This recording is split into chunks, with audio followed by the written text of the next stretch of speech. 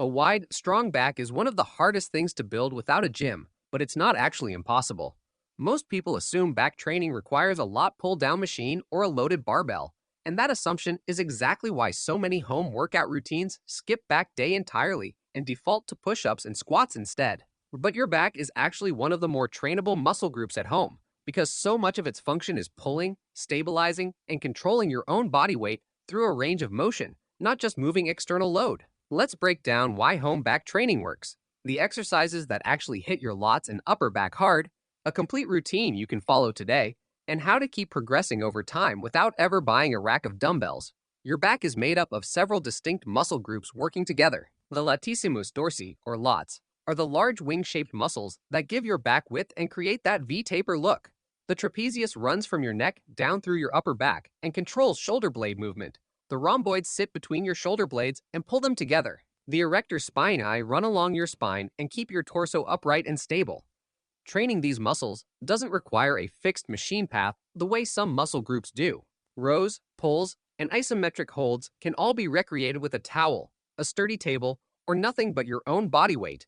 And the resistance curve you get from body weight tension is often harder to escape than a machine because you can't rely on momentum to carry you through the easy part of the movement. Without a heavy external load pulling you through a rep quickly, you naturally slow down, which increases the total time your back muscles spend under load per set. And that's a meaningful growth stimulus on its own. Your back handles a lot of stabilizing work during pulling movements, so a short warm-up matters more here than it might for something like leg day. Spend 2 to 3 minutes on arm circles, shoulder rolls, and a few slow scapular retractions, pulling your shoulder blades together and releasing them, before moving into your first working exercise. Now, let's get into the exercises themselves. Doorway rows are close to the single best back exercise you can do without equipment because they replicate the pulling angle of a cable or machine row using your own body weight as resistance. Stand in an open doorway, grab both sides of the door frame at chest height, walk your feet forward, and lean your body back until your arms are extended.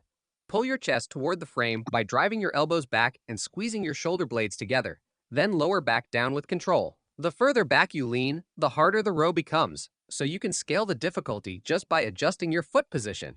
If you have a sturdy table, desk, or low bar, inverted rows are one of the most direct body weight substitutes for a barbell row. Lie underneath the table, grab the edge with both hands, keep your body in a straight line from head to heels, and pull your chest up toward the table edge.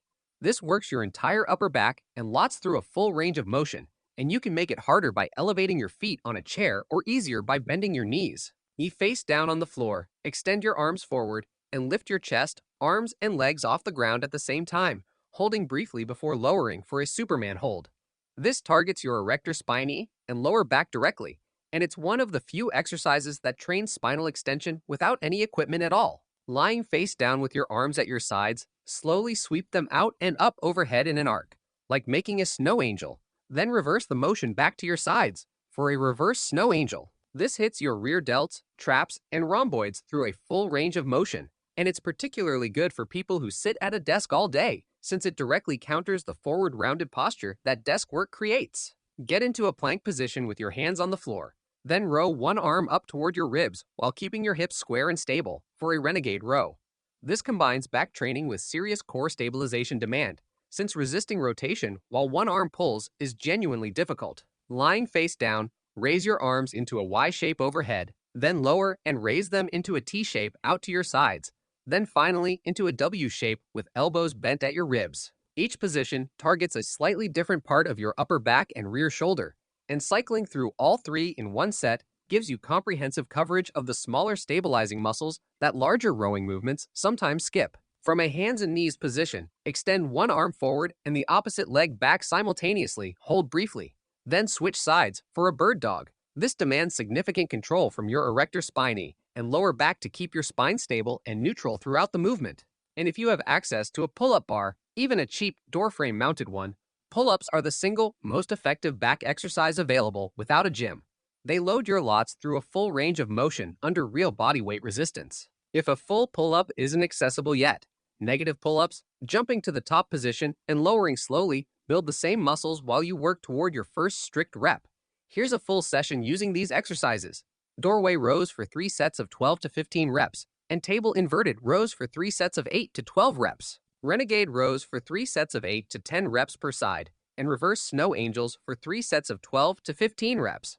Superman holds for 3 sets of 10 to 12 reps, holding 1 to 2 seconds at the top, and Yeet TW raises for 2 sets of 8 reps per position. Rest 45 to 75 seconds between sets.